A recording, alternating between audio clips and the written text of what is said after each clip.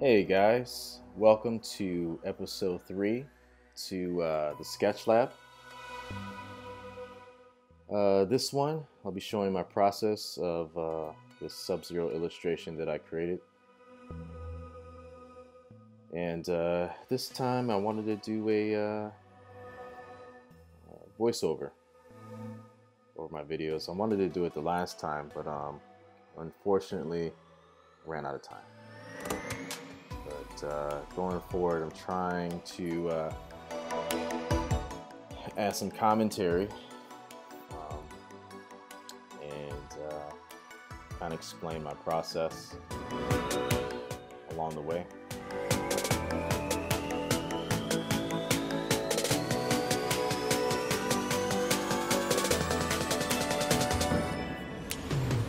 So what you're seeing here is I'm actually creating a sketch in Photoshop.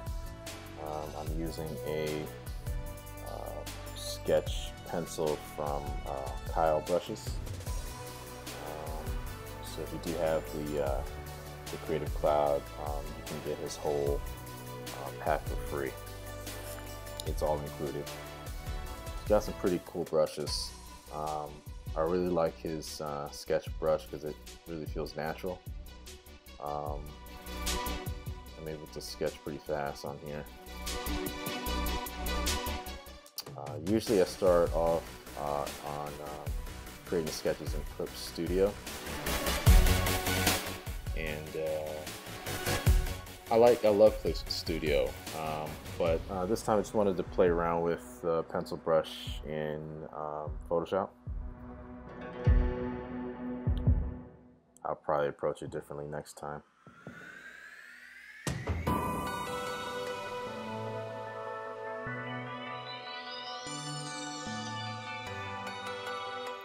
Yeah, so I've been a huge Mortal Kombat fan since I was a kid. I remember when it first came out on game. I had it on my Game Boy. I was a huge fan of it. My dad was kind of hesitant on buying it because of the violence. I think I was 8 at the time when I got the game. I got a little older, then got the Super Nintendo, and was able to get Ultimate Mortal Kombat. Or was it called Mortal Kombat Ultimate? I forgot. So here I imported the sketch that I did in Photoshop imported into Clip Studio, and I'm using it's a brush pen. Love this pen. I can use it as like a watercolor brush, like a wash.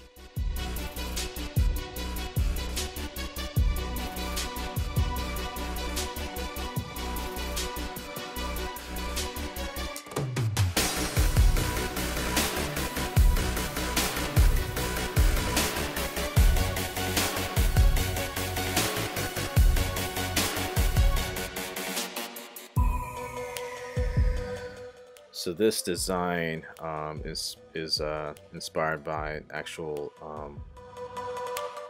ancient ninja costume, and put my own little twist in this design. But I've always liked simplicity in the costume design. Even though I like the heavy armor look, I think of functionality. So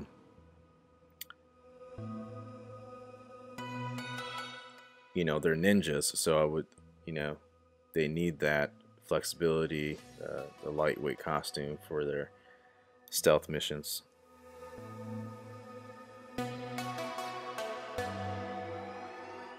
So when I create character designs, think about these things.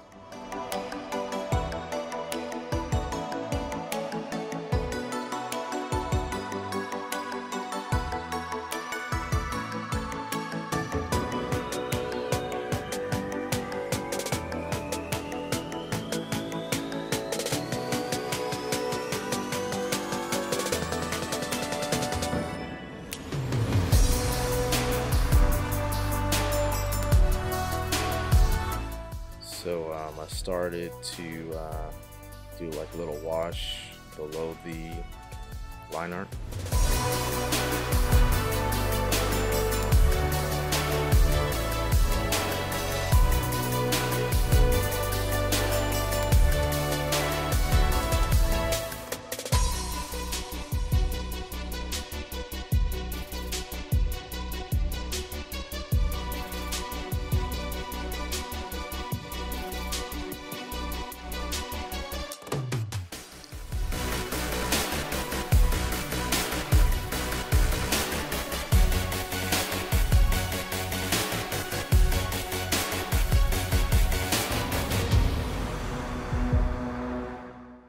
Typically, I like to gather several references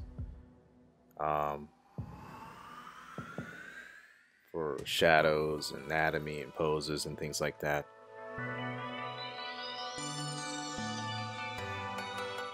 There's nothing wrong with doing that. Even think of a favorite artist that you admire. They still use references. Some more than others, but I like using references. One of my favorite artists is Alex Ross. I like his approach on things. That he actually has a model to wear a costume, and he sets up his lights and get the shadows that he wants, and how he get his references. He creates his own references.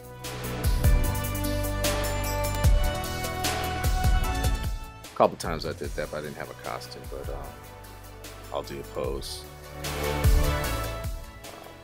A lot of them look pretty stupid, but only I can see them.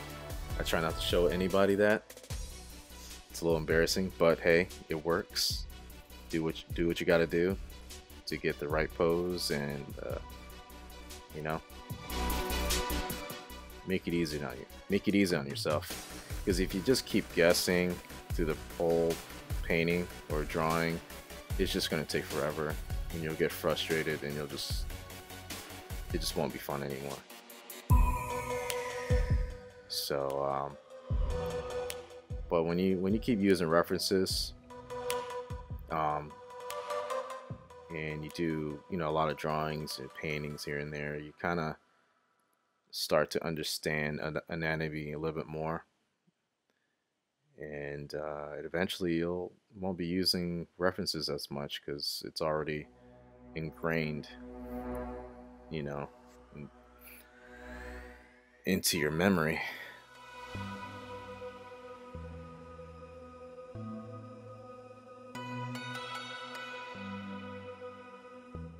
But there's nothing wrong with using references.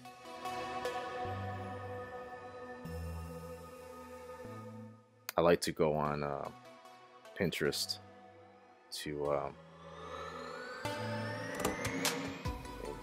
create a board, get all my references in one place, or I just get all the images downloaded.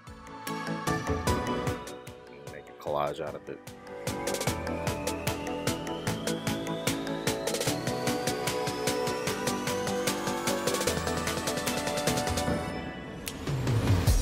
But what I realized, I create illustrations, became more patient with the process. In the beginning, when you do paintings, it takes longer than actual doing like comic kind of art. It's time consuming. It's more details that you had to think about.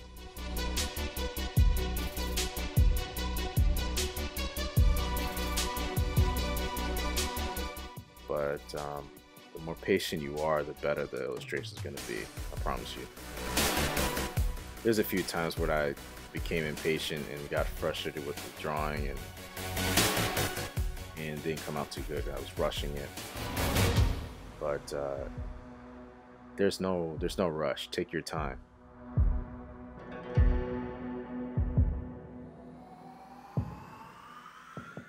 There's no rush.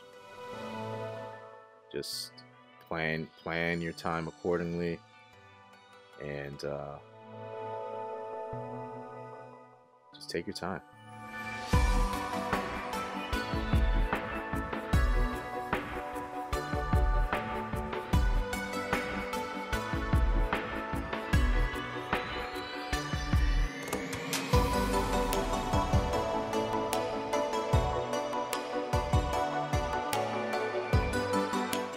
Yeah, so obviously, when I did the the wash first, and I just keep building on top of it, and then I placed a layer on top of the line art, and then use the same brush. I'm using the same brush the whole time in here, and just changing the opacity and just build on top. Just render. I just keep rendering until I feel like it's right. I got the right tone, and I like to use this process just grayscale. All my values are there. I got all my values, and I'll show you in a minute what I do with this.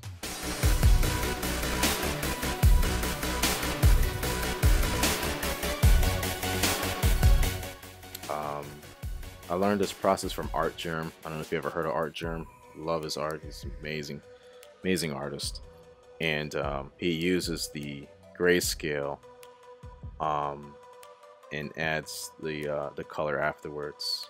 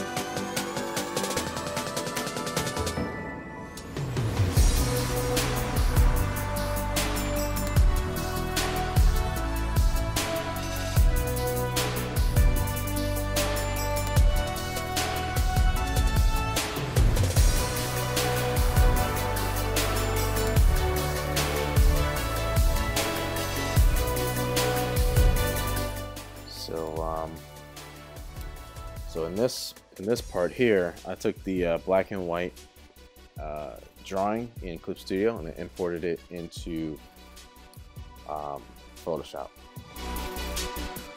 And that black and white drawing, I set that to multiply and added all the color layers underneath.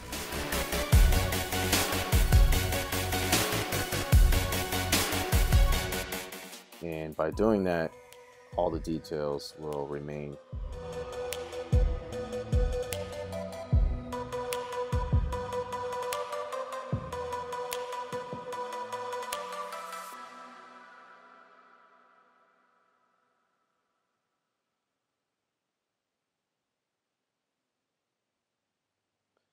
And getting the skin tone is pretty tricky. Sometimes I lay out the kind of like a base flesh tone and create another layer on top of it and set it to soft light layer and use a kind of light reddish color and then paint on top of the flesh tone, and it seemed to work out doing it that way. Again, use references. That's what I use. I use references.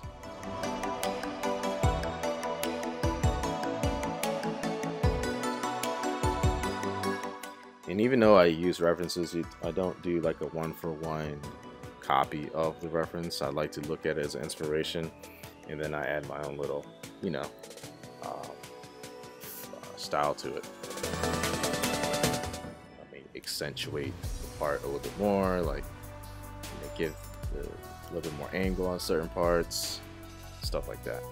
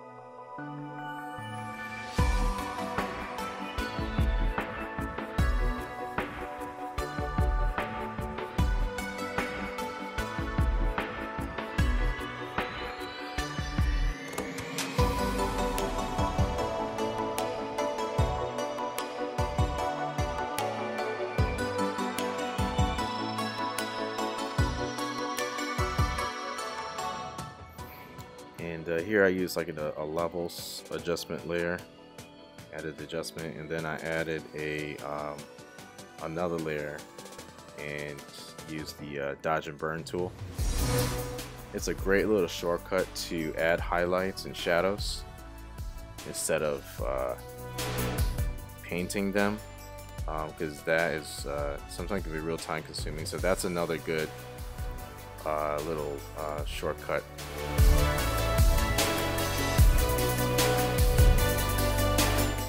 Alright guys, here's the finished look. I want to say thank you for watching. Please be sure to subscribe, like, and leave your comments down below. And see you guys soon.